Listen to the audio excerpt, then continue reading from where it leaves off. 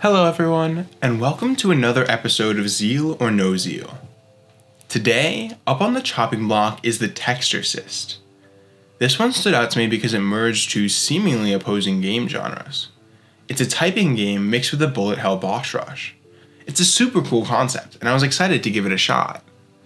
When I booted it up, I was immediately impressed. The overall presentation and even just the pixel art represented high quality, even before my first fight. I saw the world of the game and it was cool, but the story never moves me too much. Still, the Textorcist had a cool premise, and I played as a pious yet gritty exorcist. He reminded me of an ex-cop, and I enjoyed playing as him. Apart from that, there are some interesting story beats that make the main character more intriguing, but it did not revolutionize my experience. What did, however, was the gameplay. I really liked it. I've never played a typing game before, and to be entirely honest, I haven't played too many bullet hell games either. This game was not something I should have been interested in, yet it was so intriguing, and as I continued playing, I just liked it more and more.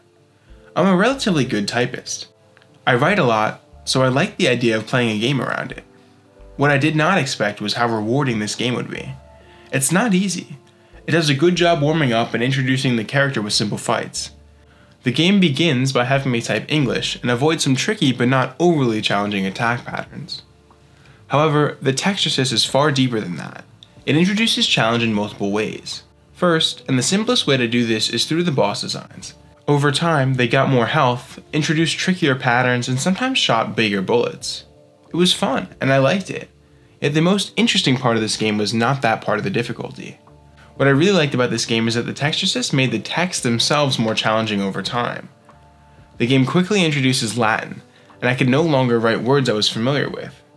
It was a great premise, and it kept me from going on autopilot with words I knew from heart.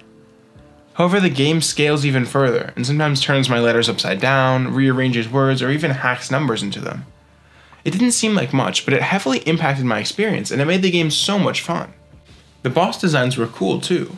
Their patterns were always unique, I could always dodge their attacks, and these fights themselves were just a lot of fun. Apart from these fights though, there was not much alternative gameplay. There was maybe one puzzle, but it didn't impact my experience. The boss fights here are key. Additionally, these bosses are hard to get through. They shoot a lot of bullets that easily disrupt my flow, yet this is the entire point of their existence. They make the typing fun, and they force me to squeeze all my words into a tight time frame. Each fight also has its own individual timer, which means that I couldn't take my time for the entire fight. Each part of these fights are always fair, and I always had enough time to complete them, but there was definitely that pressure from that timer. To circumvent some of this challenge, or even to add more, there's an augment system. I could equip different items to increase or decrease my capabilities on the battlefield. These were cute, and I enjoyed messing around with them. They also altered the number of points I would get on a fight. This encouraged me not to use an item if I didn't need to, but also provided valuable assistance to those who did. I think it was balanced very well. Finally, the Textorcist gave out additional content and challenges throughout. It includes a separate, more challenging mode, has a built-in leaderboard to recognize high scores, and even features a ranking system to give visual affirmation or insults throughout the game. Considering how much replay value there is, there's plenty of content here. I was even happy with the base game content and thought it justified my price of admission alone. Overall, the Textorcist is an incredible experience. The combination of the typing and bullet hell gameplay was unique, yet I felt right at home playing through the game. It felt good to control even in the sea of bullets. Plus, the developers took their niche concept and constantly expanded upon it. I had so much fun playing with it, I thoroughly enjoyed every minute, and I am happy and eager to recommend it. The Textorcist certainly incites zeal. Thank you so much for watching.